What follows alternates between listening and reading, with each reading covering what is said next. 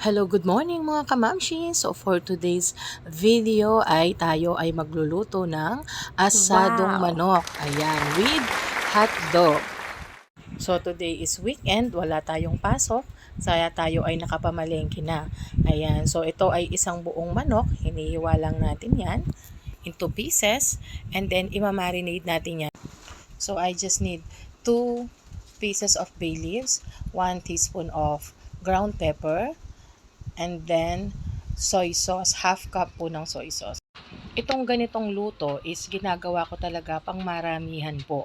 Ayan, kaming mga kapangpangan, sinasangkot siya namin. Parang ganun ang term. Sinasangkot siya muna namin bago namin yan igisa. So this time around, ayan, binarinate natin ng toyo ng ilang minuto and then papakuluan po kasi natin yan para manuot na yung lasa sa manok. So after more than 5 minutes, yan po ay ating igigisa. So painitin na yung kawali, maglagay ng mantika, igisa na yung bawang, sibuyas, and then yung ating bell pepper. So isang tip mga mamski para maging masarap ang inyong mga lutuin, ayan, ako dinadamihan ko talaga yung mga aromatics.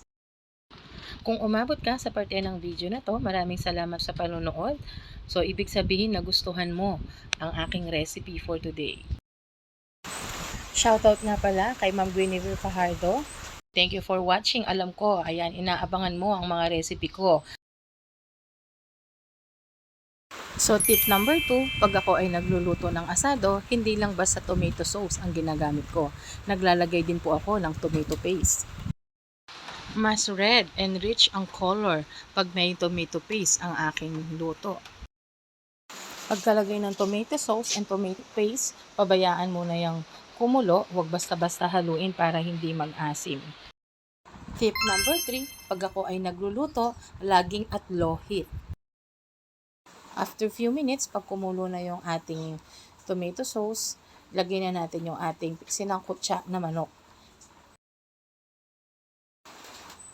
Ilagay na lahat, pati ang sabaw kasi nandyan na yung lasa ng ating manok. And then, for the final tayo po ay nagdagdag ng hotdog. Naglagay ako ng hotdog as a form of extender para dumami po yung dish natin. Pero pwede rin naman pong maglagay ng carrots at saka ng patatas kung meron kayong available. So, hayaan lang natin yan ng kumulang ng ilang minutes hanggang magtiken yung sauce, and then it's done. Ready na guys. Serve with steamed rice. Again, thank you very much for watching. See you on the next one.